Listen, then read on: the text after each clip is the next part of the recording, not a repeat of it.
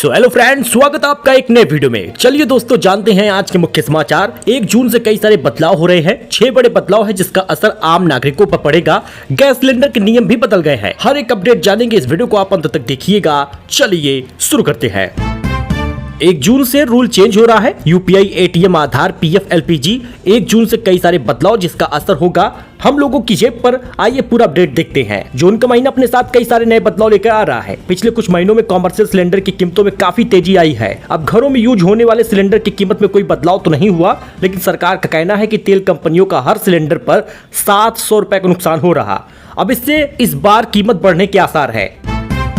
अच्छा, 1 जून से waiting ticket लेकर स्लीपर या एसी कोच में चढ़े तो सीधे लगेगा जुर्माना। टीटीई के नए अधिकार चाल लीजिए। भारतीय रेलवे ने 1 जून 2026 से नियम बदल दिए हैं। अब वेटिंग टिकट यात्रियों को स्लीपर और एसी कोच में यात्रा की अनुमति बंद कर दी गई है, ताकि भीड़ कम हो, कंफर्म यात्रियों को सुविधा मिल पाए। और ये 1 जून से लागू हो रहा है। रेलवे का कहना है कि इसका मकसद खास है कि ट्रेनों के स्लीपर और एसी कोच में होने वाली भीड़ को रोका जाए। जुर्माना कितना लगेगा? नए नियम के तहत अगर कोई व्यक्ति स्लीपर कोच में वेटिंग टिकट लेके यात्रा करता पकड़ा जाता है तो उसके ऊपर 250 रुपए जुर्माना लगाया जाएगा। जनरल कोच में भेजा जाएगा। थर्ड एसी या सेकंड एसी कोच में यह जुर्माना 440 रुपए तक होगा। पेंशन को लेकर बड़ी खबर, वृद्धजनों को बड़ी राहत मिली है। यूपी सरकार ने वृद्धा पेंशन नियमों को बना दिया आसान। यानी जो आधार की समस्या थी, बर्थ सर्टिफिकेट की समस्या थी, एज वेरिफिकेशन की समस्या दूर हो गई है। यूपी सरकार ने पेंशन नियमों में बदलाव कर दिया है। उत्तर प्रदेश सरकार ने वृद्धावस्था पेंशन पाने के लिए आयु सत्यापन, एज वेरिफिकेशन के नियमों में कई बदलाव किए हैं और लचीला और आसान बना दिया है। पेंशन के लिए एज वेरिफिकेशन कैसे होता था आपको बता दें, अभी हाल ही में सरकार ने बदलाव किया था और शैक्षिक प्रमाण पत्र या फिर जन्म प्रमाण पत्र या परिवार रजिस्टर की नकल देनी होती थी। लेकिन पेंशन के लिए एज वेरिफिकेशन नियम में बदलाव होने से सबसे ज्यादा फायदा उन बुजुर्गों को होगा जिनके पास कोई वेरिफिकेशन के लिए डॉक्यूमेंट नहीं थे। अब 5 कागजों पर मुहर लगी है। अगर किसी पेंशन आवेदनकर्ता के पास हाई स्कूल सर्टिफिकेट नहीं है तो वो ration card, voter ID card, driving licence, passport या पैन कार्ड दिखाकर एज वेरिफिकेशन करा पाएगा और खाते में पैसा पाएगा। आधार कार्ड का पेज सुलझ गया है। परिवार रजिस्टर का मसला भी सुधर गया है, क्योंकि गांव वालों में तो जल्दी से मिल जाता था परिवार रजिस्टर, लेकिन शहर में नहीं मिल पाता था। स्व घोषणा पत्र देना जरूरी होगा। सेल्फ डिक्लेरेशन फॉर्म जमा करना होगा। बताना होगा कि उनके पास हाई स्कूल सर्टिफिकेट या परिवार रजिस्टर मौजूद नहीं है।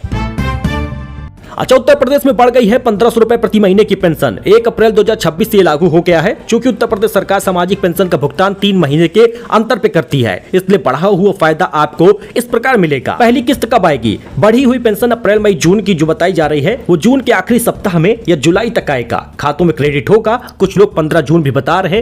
पैसा 4500 मिलेगा। देखिए कारण क्या है, पहले 1,000 रुपए मिलता था, अब बताया जा रहा है कि 1500 रुपए की राशि 3 महीने के हिसाब से कुल 4500 रुपए मिलेगा। यूपीएसएसपीवाई पोर्टल पर जाकर अपनी पात्रता सूची में नाम आप चेक कर पाएंगे। ध्यान रखिए कि इस बढ़े हुए लाभ को बिना किसी रुकावट के पाने के लिए आधार लिंक बैंक खाता, ई-केवाईसी पूरा होना जरूरी है। अच्छा, जून महीने का राशन आपको मिल रहा है। आपको बता दें 25 मई से 10 जून तक सरकार राशन दे रही है। लखनऊ, कानपुर, हर जगह पर, हर जिले में यही वितरण की डेट है। बहुत सारे लोगों ने लगातार कमेंट किया कि हमारे जिले में राशन नहीं मिल रहा। तो दोस्तों, पूर्ति विभाग की ओर से कोटेदारों के माध्यम से जून महीने के मुफ्त राशन का वितरण सोमवार से ही शुरू हो चुका है। 25 मई से राशन मिल रहा है। गेहूं, चावल दिया जाएगा हर दुकान पर। 10 जून तक राशन बटेगा। अंत्योदय कार्ड धारकों को 35 किलो राशन यानी 14 किलो गेहूं, 21 किलो चावल दिया जा रहा है। लेकिन यूपी में 500 से कम राशन कार्ड वाली दुकानों का होगा विलय। खाद्य रसद विभाग ने जिलों को दिया है कड़ा निर्देश। उत्तर प्रदेश में 500 से कम राशन कार्ड वाली उचित दर की दुकानों पर विलय होगा, पुनर्गठन होगा। भारत सरकार के निर्देशों पर खाद्य और रसद विभाग ने यह फैसला लिया है। जून से लागू होगा। एलपीजी के नियम भी बदल गए हैं। 1 जून से एलपीजी के बदल रहे हैं नियम। अब होगा एक घर एक कनेक्शन। जानिए क्या बदलाव हो रहा है। 1 जून से एलपीजी गैस को लेकर कई नियम बदल गए हैं। सख्त कर दिया गया है इस नियम को। नए नियमों के तहत अब एक ही पते पर एक घर पर केवल एक ही एक्टिव गैस कनेक्शन रखने की अनुमति होगी। 1 जून 2026 से ये लागू भी हो रहा है। इससे जमाखोरी, कालाबाजारी, डबल सब्सिडी के गलत इस्तेमाल को रोका जाएगा। देश में पीएनजी यानी पाइप नेचुरल गैस कनेक्शन तेजी से बढ़ रहा है, लेकिन इसके बावजूद रसोई में एलपीजी सिलेंडर का इस्तेमाल कम नहीं हो रहा। सरकार लोगों को पीएनजी अपनाने के लिए लगातार कह रही, फिर भी ज्यादा लोग अभी भी पूरी तरह से सिलेंडर पर ही निर्भर हैं। नो ड्यूल कनेक्शन नियम भी लागू होगा, यानी कि एलपीजी कनेक्शन सरेंडर करना होगा। तेल कंपनियां अब ऐसे घरों की पहचान कर रही जहां पीएनजी और एलपीजी दोनों का इस्तेमाल हो रहा। ऐसा इसलिए किया जा रहा ताकि गलत इस्तेमाल, जमाखोरी, कालेबाजारी को रोका जाए। एक पता एक कनेक्शन। नए नियमों के तहत अब एक ही पते पर एक घर पर केवल एक एक्टिव गैस कनेक्शन की रखने की अनुमति होगी।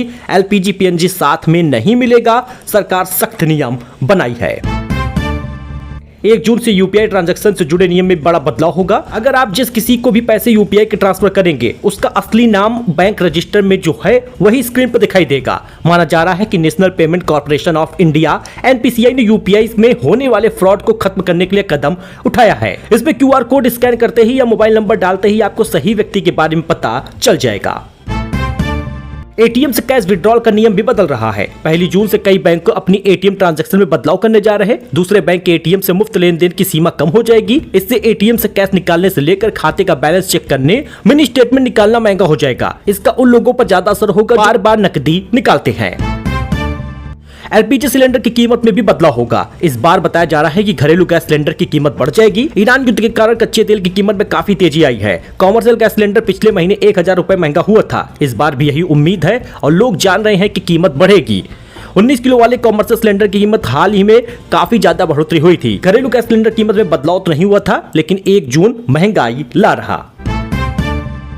प्राइवेट सेक्टर में काम करने वालों के लिए गुड न्यूज है। माना जा रहा है कि इस महीने में पीएफ के पैसे यूपीआई के जरिए निकालने की सुविधा शुरू हो जाएगी। इसे लेकर ईपीएफओ की तरफ से तैयारी लगभग पूरी हो चुकी है। इसकी टेस्टिंग भी कई महीनों से हो चुकी है। इस सुविधा के शुरू होने के बाद गूगल पे, फोन पे और पेटीएम जैसे ऐप्स के माध्यम से आप पीएफ का पैसा सीधे अपने बैंक खाते में ट्रांसफर तुरंत कर पाएंगे। हुंडई की कार महंगी हो गई है। 1 जून से हुंडई मोटर इंडिया ने अपनी कारों की कीमतों में बढ़ोतरी करने की घोषणा कर दी है। बढ़ती इनपुट कॉस्ट और ऑपरेशनल कॉस्ट का हवाला देते हुए कंपनी ने अलग अलग मॉडल और वेरिएंट की कीमत में 12,800 रुपए तक की बढ़ोतरी की है। नई कीमत 1 जून से लागू हो गई है। हवाई यात्रा भी महंगा हो गया है। ईरान युद्ध के कारण कच्चे तेल की कीमत में काफी तेजी आई। इस कारण से ईंधन यानी एटीएफ काफी महंगा हो गया है। इसका असर एयरलाइन कंपनियों पर पड़ गया। एयर इंडिया और इंडिगो 1 जून से घरेलू उड़ानों की संख्या में कटौती करने की तैयारी में है। यह कटौती 90 दिन तक रह सकती है। इससे आने वाले दिनों में हवाई यात्रा और महंगी हो जाएगी।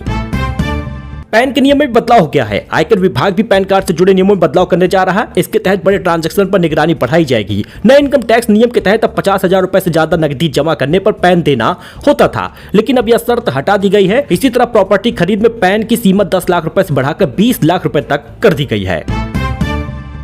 साथ ही दोस्तों, मुफ्त आधार अपडेट की समय सीमा भी बढ़ा दी गई है। ऑनलाइन आधार अपडेट करने की मुफ्त समय सीमा जून में खत्म हो रही थी। इसकी डेडलाइन 14 जून है। इसके बाद आधार के नाम, पता या दूसरी जानकारी अपडेट करने के लिए फीस देनी होगी।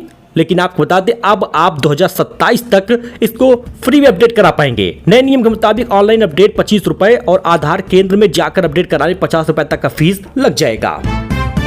इस बार जून में 11 दिनों तक बैंक में कामकाज नहीं होगा। 4 रविवार, 2 शनिवार के अलावा अलग अलग जगहों पर 5 दिन बैंक बंद रहेंगे। यानी जून महीने में कुल 11 दिनों तक बैंक बंद होगा। जून महीने में बैंक हॉलिडे की लिस्ट आप स्क्रीन पर देख सकते हैं। 7 जून को रविवार, 13 जून को सेकंड सैटरडे, 14 जून को रविवार। इस प्रकार से सभी जगहों पर छुट्टी होगी। साथ ही 21 जून को भी छुट्टी है। 25 जून को मुहर्रम, 26 जून को मुहर्रम, 27 को दूसरा शनिवार, 28 को रविवार। यानी 3-4 छुट्टी तो लगातार ही मिल जा रही है। इसके साथ ही संत कबीर जयंती 29 जून को है। यानी कई जगहों पे छुट्टियां होंगी। 11 दिन बैंक बंद रहेगा।